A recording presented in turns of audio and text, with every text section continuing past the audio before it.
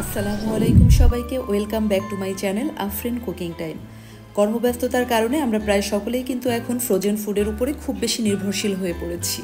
আজকে তৈরি করে দেখাবো সিপিএ স্টাইল চিকেন সসেস। এই সসেস তৈরি করে আপনারা সারা মাস বাড়িতে সংরক্ষণ করতে পারবেন এবং এটি কিন্তু ব্রেকফাস্ট অথবা ইভিনিং স্ন্যাক্সে বড়দের সাথে ছোটরাও ভীষণ পছন্দ করবে। আমি যেভাবে এই চিকেন সসেস তৈরি করেছি সেই রেসিপিটি আজকে আপনাদের দেখাচ্ছি। আমি মুরগির মাংসের কিমা নিয়েছি। মুরগির মাংসের কিমা যেভাবে করতে হয় সেটা যারা জানেন তারা তো জানেন, আর যারা জানেন না তাদের জন্য বলে দিচ্ছি। মুরগির বুকের মাংসটাকে হাড় ছাড়া বুকের মাংস নিয়েছি, 2 পিস বুকের মাংস নিয়েছি। সেটাকে আমি ব্লেন্ডারে ব্লেন্ড করে এভাবে নরম করে নিয়েছি, সেটাই কিমা হয়ে গিয়েছে। এবং এই কিমার মধ্যে আমি যে মশলাগুলো ব্যবহার করছি সেটি একে একে বলে দিচ্ছি। এখানে আমি আদা পেস্ট, রসুন পেস্ট দিয়েছি 2 টেবিল চা চামচ, এবং দিয়েছি কাঁচামরিচ, এবং কাঁচামরিচ পেস্ট করে নিয়ে সেটা দিয়েছি 1/2 টেবিল চা চামচ। চিলি ফ্লেক্স দিয়েছি 1/2 টেবিল চা চামচ, এবং সামান্য পরিমাণে দিয়েছি মরিচের গুঁড়া, সামান্য পরিমাণে দিয়েছি জিরার গুঁড়া, এবং সাথে দিয়েছি সামান্য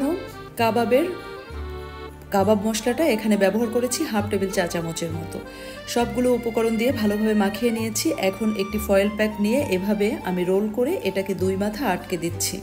একে একে আমার সবগুলো রোল কিন্তু হয়ে গিয়েছে। দেখেন আমি 2 পিস চিকেন দিয়ে কতগুলি চিকেন সসেস তৈরি করে ফেললাম। এটি খেতে অসম্ভব মজাদার হয়। আমরা যারা নর্মাল চিকেন সসেস তৈরি করতে জানি তারা তো জানি, কিন্তু এভাবে একটু স্পাইসি করে তৈরি করলে সেটা কিন্তু চমৎকার হয় খেতে।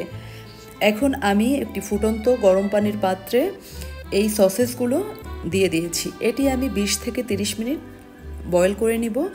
যখন পুরোপুরি বয়েল হয়ে যাবে তখন আমি এটিকে একটি স্ট্রেনারে করে আমি এরকম করে ঠান্ডা করে নিয়েছি, ঠান্ডা পানি ছেড়ে দিয়েছি। আমি পরবর্তীতে দেখলাম যে একটি পাত্রের মধ্যে পানি দিয়ে আমি এটাকে ভিজিয়ে রাখলে বিষয়টা আরও বেশি ভালো হবে। তো আমি এটাকে ঠান্ডা হওয়ার জন্য 1 থেকে 3 মিনিট এভাবে ঠান্ডা পানিতে ভিজিয়ে রেখেছি। যখন ঠান্ডা হয়ে গিয়েছে তখন আমি একটি ট্রের মধ্যে এটি তুলে নিয়েছি। এখন আমি আপনাদেরকে খুলে দেখাচ্ছি এটি কেমন হয়েছে। এই যে এভাবে 2 মাথা কেটে নিলে এটি দেখতে আরও বেশি সুন্দর লাগে। তো আমি একে একে সবগুলো দিয়ে দেখছি।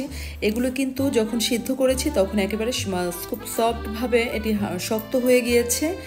এটাকে যখন আমরা ফ্রাই করে পরিবেশন করব তখন এটি দেখতে আরও বেশি সুন্দর লাগবে।